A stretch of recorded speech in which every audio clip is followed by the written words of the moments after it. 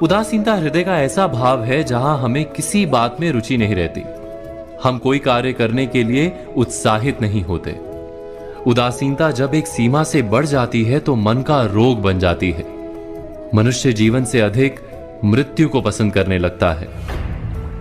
हम सब जीवन में कभी ना कभी उदासीनता का अनुभव अवश्य करते हैं। मन निराशा से भर जाता है और हम कार्य का त्याग कर बैठते हैं। अधिकतर हमारी उदासीनता कुछ समय के लिए ही होती है, इसलिए उससे होने वाली हानि को हम पहचान नहीं पाते। किंतु उदासीनता धीरे धीरे आदत का रूप धारण कर लेती है और हम बार बार उदासीनता के कारण हाथ में लिए कार्य अधूरे छोड़ देते हैं। क्या हमारे सबके साथ ऐसा नहीं होता? तो वास्तव में उदासीनता क्या है?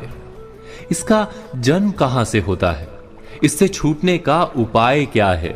उदासीनता वास्तव में मन की ऐसी स्थिति का नाम है जब हमें अपनी तकलीफों, अपनी कठिनाइयों का कारण बाहर दिखाई देता है। हम कहते हैं कि समाज बुरा है, नौकर या स्वामी गलत है, पति या पत्नी का बर्ताव अनुचित है, जीवन की परिस्थितियां प्रतिकूल है, वक्त हमारा साथ नहीं दे रहा, वगैरह वगैरह।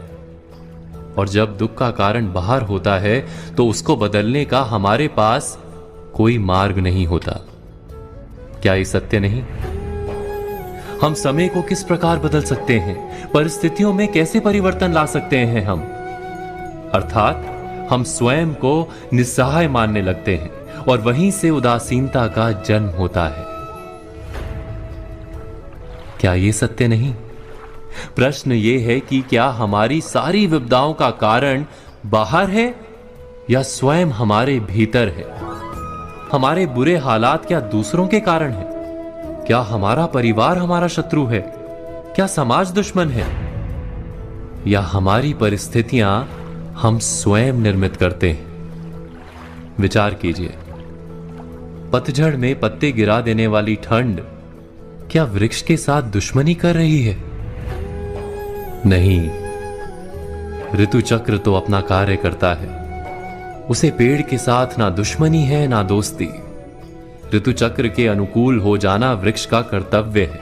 ठीक वैसे ही समाज कभी किसी व्यक्ति का ना मित्र होता है ना शत्रु।